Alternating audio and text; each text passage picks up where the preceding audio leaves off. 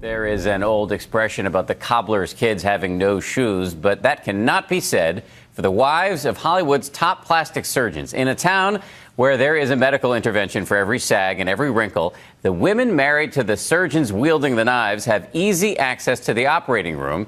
And ABC's Cecilia Vega shows us the results. Here in the land of that famous Hollywood zip code lives a group of wives. They are called the Plastic Wives, married to some of the most successful surgeons in Beverly Hills, and they get all the perks that come with it. Breast augmentation. Who's had their boobs done? 4 times. Everybody. 4 times. You win the prize on that one. Botox, love it or hate it? Oh, love it. Bobo. I have mixed feelings. Who's had lipo? From here to here. But no amount of Botox can ward off aging and the pressure to stay perfect. Just ask Dana Devon, a former entertainment news anchor and wife to Dr. Brent Mulliken. In any other community in the world, this makes absolutely no sense. But it's Hollywood. I wanted to continue working in television. Unfortunately, you hit 40. You want to continue working in TV. There are some things that you got to think about. So she asked her husband to help with everything from injections to nips and tucks. I wasn't ready to hang it up yet. I wanted to extend my shelf life a little bit. And when you look in the mirror now? I'm happy now. I'm happy now. Look, don't get me wrong. I'll still obsess about an acne scar or something. But I think most women do find things that they obsess about. The other members of this tight-knit club, meet Veronica. My husband is Dr. David Matlock, and he's the vagina man. Alana. I've been in my husband's office a lot. I always see him in surgery doing people's teeth, and I'm always like, babe, just please do my teeth. And Francis. From here, I did from my head to the camel toe. They are proud of the work they've had and quick to judge the work of others. If we don't like them, we don't hang out with their wives. Wait, if you don't like them as a doctor, even I at work, hang out with their wives. You're not hanging out with the wife. No. For them, no appointment is necessary, no payment required. They have unlimited access to the operating room, whatever they want, whenever they want it. Even a personal procedure room right at home for a little nip or tuck when the mood strikes. They are living billboards for their husbands' steady hands. I heard some advice a long time ago that if you're considering a plastic surgeon, look at his wife. And that's a perfect example of the kind of work he most likely does. And their new show, Plastic Wives on TLC, leaves little to the imagination about what life in and out of the operating room is really like. Are you ready for the public reaction? I'm going to tell you right now, people are going to say you look overdone. We're not telling anybody they have to go do this.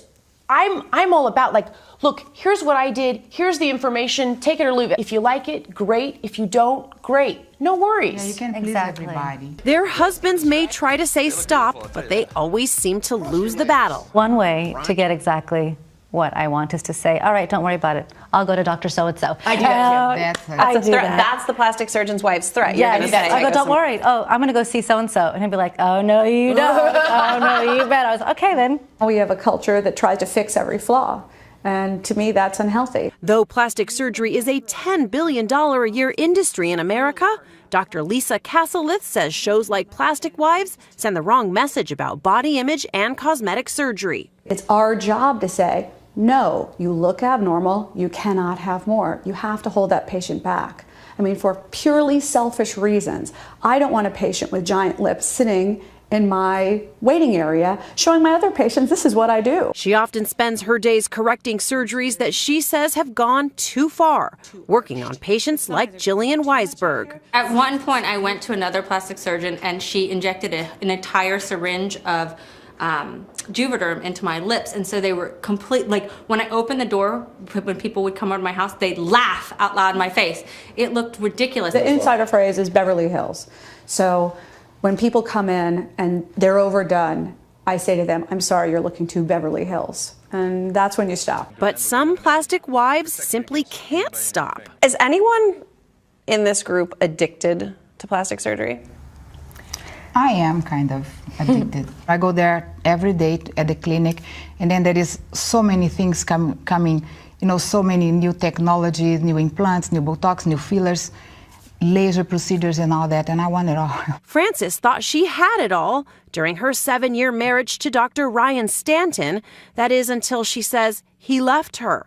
They're still friends, and they run his plastic surgery business together. We get the midlife crisis, and then he wants to be with a younger woman, half of my age, and so he left me because of that. So he left you for a younger woman? Yeah, he did. Although I have everything done to keep myself young, I couldn't keep the man, he left. Dr. and Mrs. Plastic Surgeon. Their lives, just like their faces, are glamorous, scar-free, and flawless. Or are they? They're calling us plastic wives, and yeah, we do a lot of plastic surgery, but we don't look nothing like plastified, like we don't look overdone. They are images of plastic perfection. For Nightline, I'm Cecilia Vega in Los Angeles.